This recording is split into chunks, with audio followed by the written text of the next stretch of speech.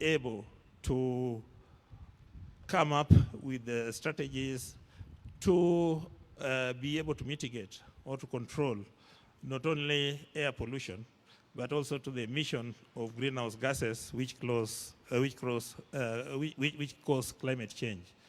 And through this, we can be able to develop policies and regulations that would be able to control that.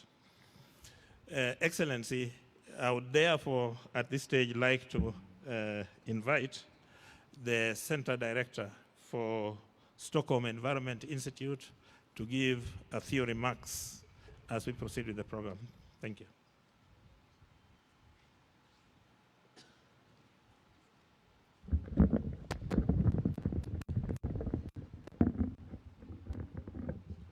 Thank you, Professor.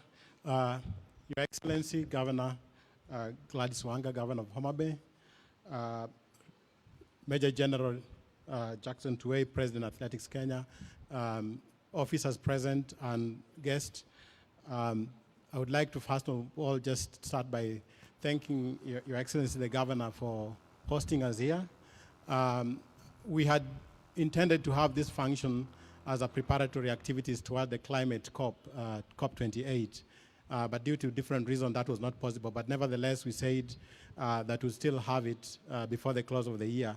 And for that, I would like to really thank General Tuwei, who has provided us with very solid leadership around this campaign. We also, as part of this program, we have a partnership with the United Nations Environment Program.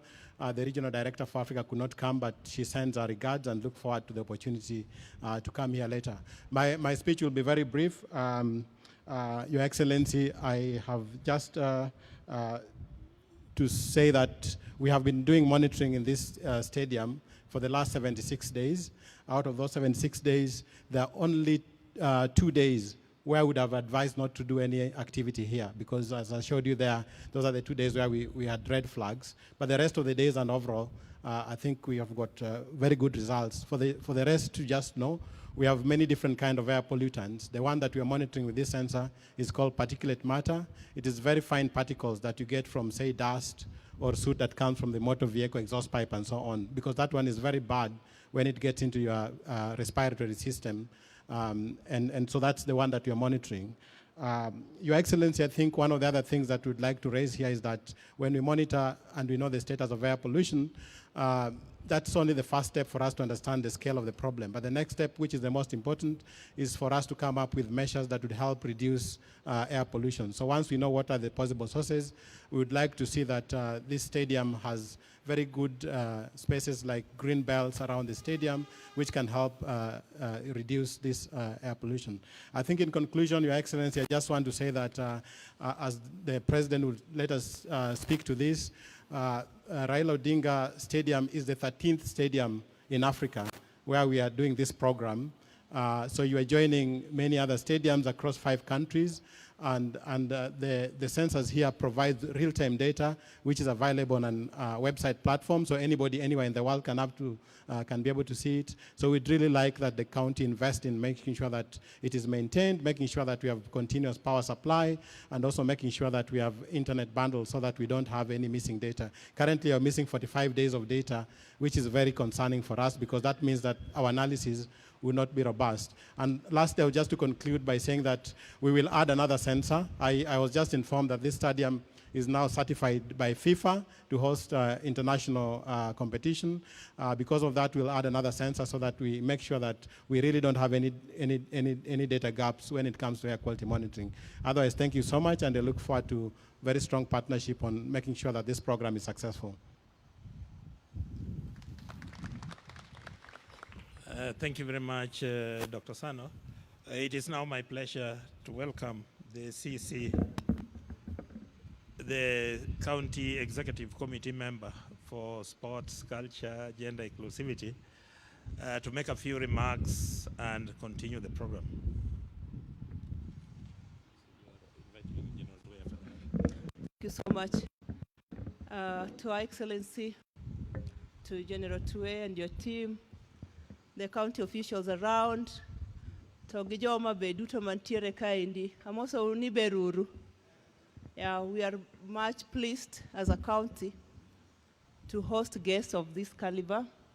Her Excellency, our stadium now is receiving very good services, and we are happy for the environment team to have considered to bring the air filters to the stadium. We are happy as a county because now we'll be able, from your information, to monitor when our environment is wanting or when it is suitable for use. Before I invite General Tuwe, I want to point out to him that even though FIFA gave us the certificate to hold such matches, we've not been able to hold any athletic activity in the stadium yet. From your observation, we don't have a tartan track and other athletic facilities. I think you consider that even as you make your remarks. Otherwise, as sports, we are very happy to host you, and we want to say we are thankful for your consideration. I want to take this opportunity and chance now to invite General Tuwe to make his remarks before we eventually call Excellency.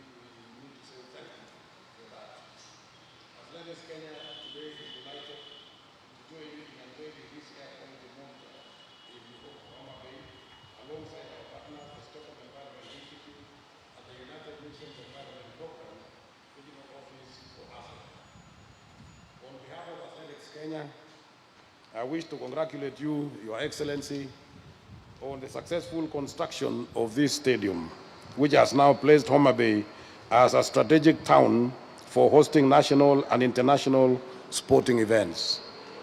Athletics Kenya looks forward to collaborating with the county government of Homa Bay in developing and growing the sport of athletics in the county. As it has been said earlier on, and I think the CEC also indicated this, that FIFA has already certified this and given the certificate as an international stadium, but then on the other side, World Athletics and Athletics Kenya will then follow suit. I've seen that there are certain facilities which are here which will not make it fully certified unless it is done. One of which is, of course, the other facilities like long jump, I see it is not there, triple jump, pole vault, and a few other areas, including the tartan track. And so I want to assure you, Your Excellency, from here I'm going to get my team to come down and come and inspect the standards of the stadium, come and see if it is a standard, if it is properly done before certification is done, because that has got to be done. I have got my people who are qualified in Nairobi, whom in the very near future, maybe as early as the first week of January in the new year, to come and look at that so that they can also give you a report and give us a report before we can move to the next stage. And therefore, Athletics Kenya was the first out of the 214 member countries of World Athletics to sign the United Nations Framework Convention on Climate Change, otherwise called Sports for Climate Action, in 2021. This places us as an enormous responsibility to demonstrate leadership in athletics and climate action in Kenya and globally. We have therefore prioritized and are championing actions on environment, climate change, and sustainability across our events from the grassroots to county and national levels. It is important to know that as a member of the World Athletics,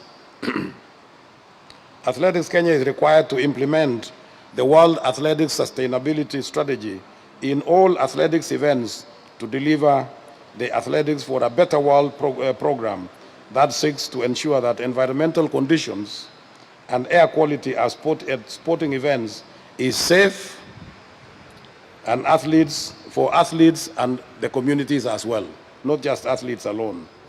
The requirements also include minimizing the negative impact of athletics events and venues on the local environmental, as well as ensuring that venues, events, and equipment standards incorporate environmental factors. And for this reason, World Athletics has given an indication that no country and no stadium and nobody will organize athletics events unless there is an air quality equipment to monitor the quality of the air quality in that particular area. This is because we don't want athletes to start coming to cough here or to have chest pains or any problems while they are running. We want them to run in a clean environment, clean air quality, so that they can do their best and they can produce the best results as they run. So far, our partnership with UNEP and SEI Africa on the initiative on connecting environment and sports in Africa, focusing on air quality and climate action, has led to the installation of air quality monitoring sensors in 12 stadiums and sports facilities in 5 countries in Africa. Today, Raila Odinga Stadium has become the 13th stadium to join this list, which includes the following. In Kenya, we have got Kasarani Stadium, Nyayo National Stadium, Lobo Village in Eldoret, Eliud Kipchoge Sports Complex in Kapsabet, and Nakuru Athletics Club. In Ethiopia, we have got one at the Ethiopian New Sports Academy. In Tanzania, we have got Benjamin Mkapa Stadium in Dar es Salaam and Aman Stadium in Zanzibar. In Senegal, we have got Abdoulaye Wade Diamniadio Stadium. And in Zambia, we have got Levi Mwanawasa Stadium in Dola and National Hero Stadium in Lusaka. Across all these stadiums, the monitors have enabled us to know the status of air quality and extent to which our athletes and fans are exposed to air pollution during training and competition. It also helps us to take remedial actions, such as creating green belts around stadiums, through tree planting, as we have just done, and I want to thank you, Your Excellency, also for that. And we are ready to work with you to do the same for this stadium. Athletics Kenya also highlights actions for biodiversity protection, and in this connection, we have partnered with KWS in Nairobi to have an air quality sensor installed at the Nairobi National Park to increase awareness on the importance of biodiversity. We are therefore delighted that Homa Bay County is already at the forefront in using sports for wild conservation through the Roam Antelope Half Marathon at the Ruma National Park.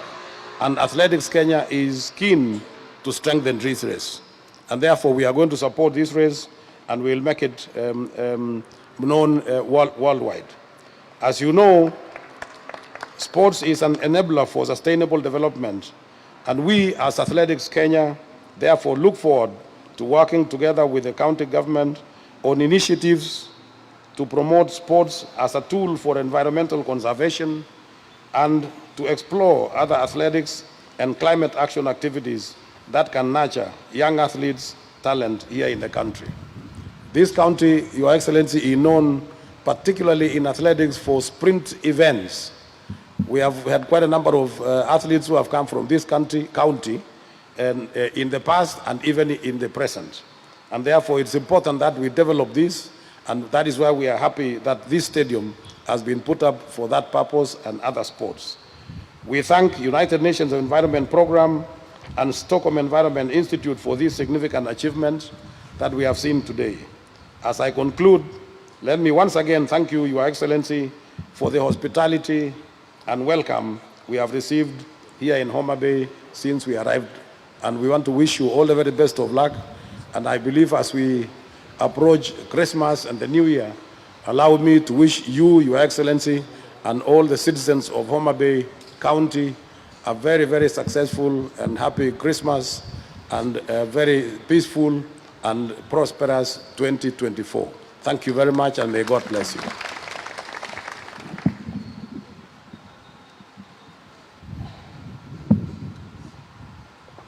Thank you so much, General. Before Excellency makes a remark, we have been joined by two of my colleagues. I'm just going to have you people stand and wave. We have CCM in charge of education, Waziri Opere, and CCM in charge of roads and public works, Waziri Danish. Thank you. Now welcome Your Excellency to make your remarks.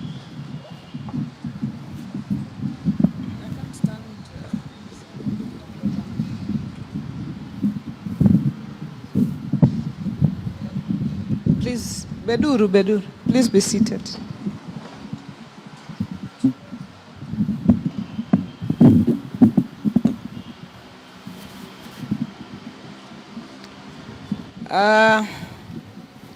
Chairman of Athletics Kenya, retired General Jackson Tuwei, Wanga Osano from the Stockholm Environment Institute, our team from Environment who have been working together with this team, our CECs, CEC Sports, Education and Roads, our chief officers, and the rest of the staff.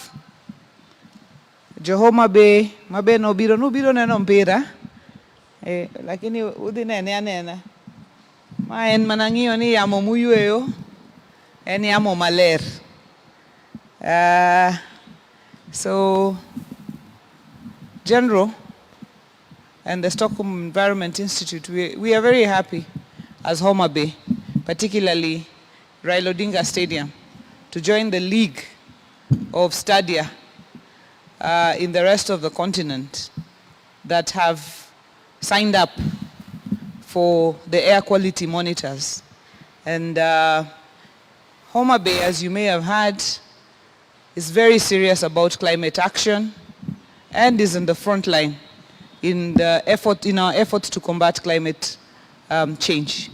We have several initiatives in place, and we also have a legal and policy framework, including a climate change policy, a climate change act, regulations, a climate change fund, and every other legal and policy framework in place for climate action. The air quality monitoring in Homa Bay, here at the stadium, also at our offices, at the hospital, and other places, then becomes part of our vision and our efforts towards climate change mitigation and adaptation. And therefore, we are very, very happy with our partnership. It is difficult as a county to do many of these things on your own. General, as you have said, FIFA has accredited us, our own local Premier League has accredited us, and we are in the process, as you can see, of completing our stadium. We opened it up with just one podium on this side, but we are working in several coming months and also looking for partnerships to do terraces all around the stadium, and also to designate areas for some of the activities that you have mentioned on the athletic side, and to ensure that our track is also standard for purposes of athletics. We cannot walk this journey alone. We need your partnership as the Stockholm Environment Institute and Athletics Kenya to bring Raila Odinga Stadium, Homa Bay, to these standards. As you can see, the reason why we have not had too many days of air quality problems is because, look at your, I don't know whether it's your left from there or right, you can see clean air coming from the lake, unhindered and undeterred. And therefore, this makes us a very prime position for all these activities, because we have air flowing, even from where you're sitting. You can't feel the heat because there's air flowing and cleaning up. I don't know scientifically how that works, but I don't know whether that is clean air or it might be air with the particles. But when I saw the chart, I have seen that on many days, several days, majority of the days, our air quality is excellent. A few days we have noted our air quality wasn't very good. And on those days, I think we will task our team and yourselves to look at what could have been happening within Homa Bay that could have resulted in compromising of the air quality.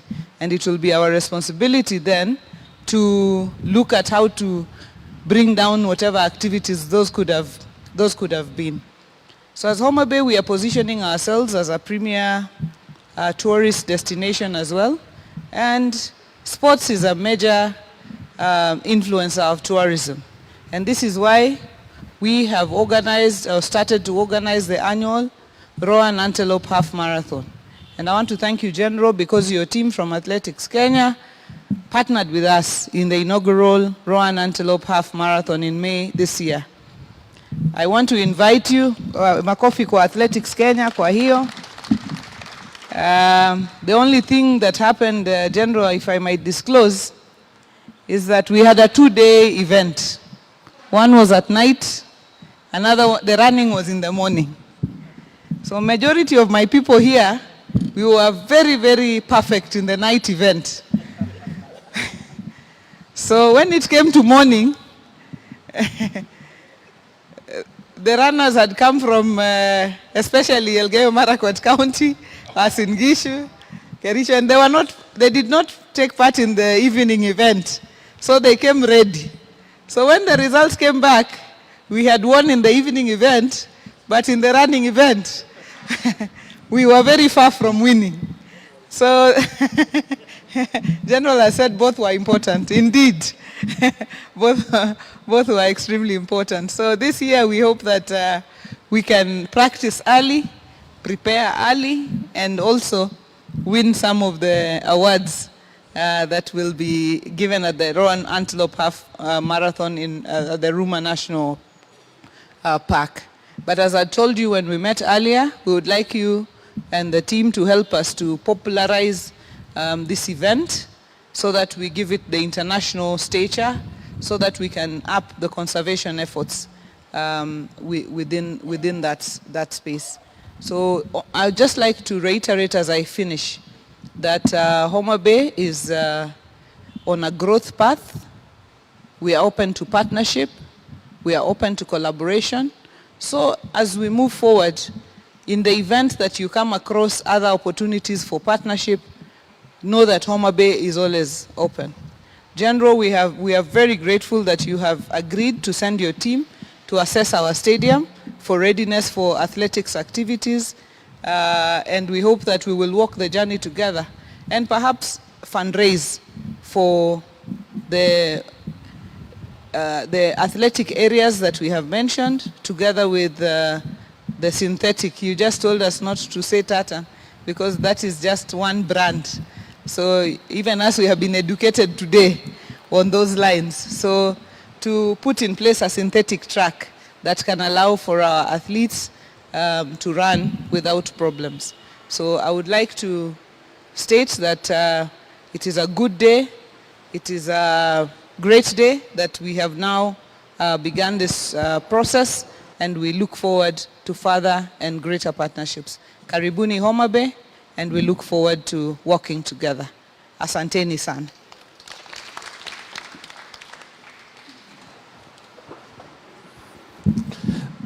Thank you very much, Excellency, for the speech. We can sit down. Just a vote of thanks, and I would like to surprise the Chief Officer for Sports to come and quick a very quick vote of thanks. It's a surprise, but we are in your facility. Asante. To our visitors of today, our governor, the CEC members, the chief officers, all distinguished guests, ladies and gentlemen, good afternoon. I want to sincerely thank the team that have visited us today. We've learned a great deal. I want to thank our governor for the initiative, the Athletics Kenya for having visited our stadium. We welcome you a second time. You've given us good hopes because this environment of ours provide good grounds for low altitude athletics. I hope that in future we will provide good training grounds and we will partner with you for the future of Homa Bay and the county at large.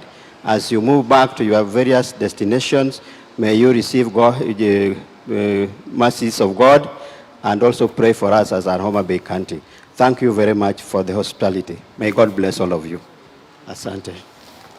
Thank you. Now may we stand for a word of prayer.